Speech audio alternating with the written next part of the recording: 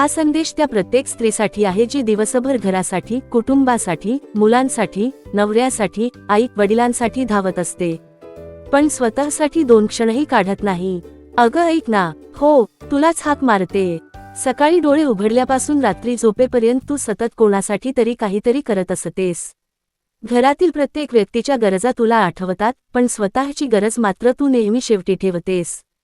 सगळ्यांचा चहा, नाश्ता, डबा, औषधे, कपडे, मुलांचा अभ्यास, घराची स्वच्छता, नोकरी असेल तर तिची जबाबदारी, आणि या सगळ्यात दिवस कधी संपतो ते तुला कळतही नाही. पण एक प्रश्न विचारू का? शेवटचा वेळ कधी होता जेव्हा तू स्वतःसाठी काही केलंस? शेवटचा वेळ कधी होता जेव्हा तू मनापासून हसलीस? शेवटचा वेळ कधी होता जेव्हा तू स्वतःला आरशात पाहून म्हणालीस, मी खूप छान आहे? कदाचित आठवतही नसेल, कारण तू इतकी सगळ्यांमध्ये गुंतून गेलीस की स्वतःलाच विसरून गेलीस. अगं, तू मशीन नाहीस. तू भावना असलेली एक व्यक्ती आहेस.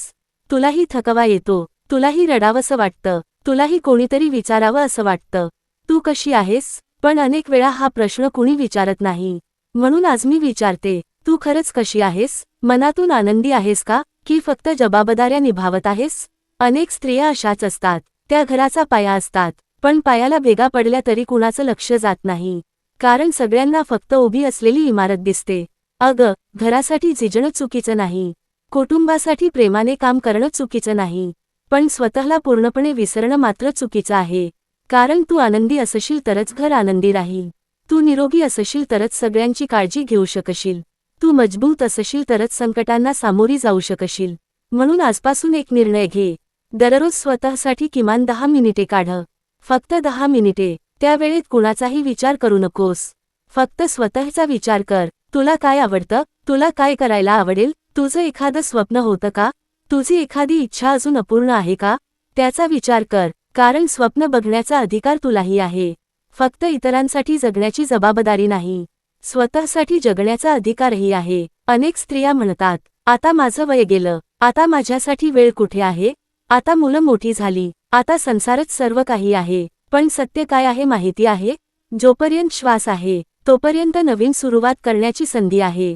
तू 25 वर्षांची असो, 40 वर्षांची असो, 60 वर्षांची असो, तुझी स्वप्न अजूनही जिवंत असू शकतात.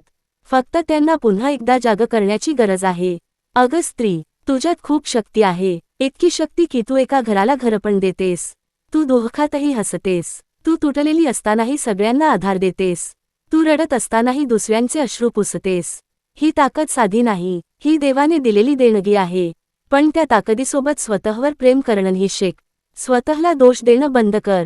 सगळं परफेक्ट करण्याचा हट सोड. कधी कधी चुका होतात, आणि त्या होणं स्वाभाविक आहे.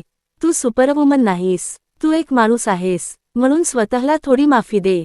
थोडं कौतुक कर, थोडं प्रेम दे. आरशात बघ आणि स्वतःला सांग, मी पुरेशी आहे, मी सक्षम आहे, मी सुंदर आहे, मी महत्त्वाची आहे, माझं अस्तित्व अमूल्य आहे. लक्षात ठेव, तुझी किंमत फक्त तू किती काम करतेस यावर ठरत नाही.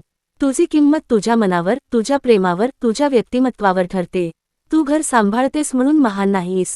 तू प्रेम देऊ शकतेस म्हणून महान आहेस. तू संकटातही खंबीर उभी राहतेस म्हणून महान आहेस. आज स्वतःला एक वचन दे, मी स्वतःवर प्रेम करेन. मी माझ्या आरोग्याची काळजी घेईन. मी माझ्या आनंदाला महत्त्व देईन. मी माझ्या स्वप्नांना पुन्हा जिवंत करेन. मी स्वतःला कधीही कमी समजणार नाही. आणि सर्वात महत्त्वाचं, मी स्वतःला विसरणार नाही. कारण अगं स्त्री, तू फक्त कुणाची आई नाहीस. तू फक्त कुणाची पत्नी नाहीस.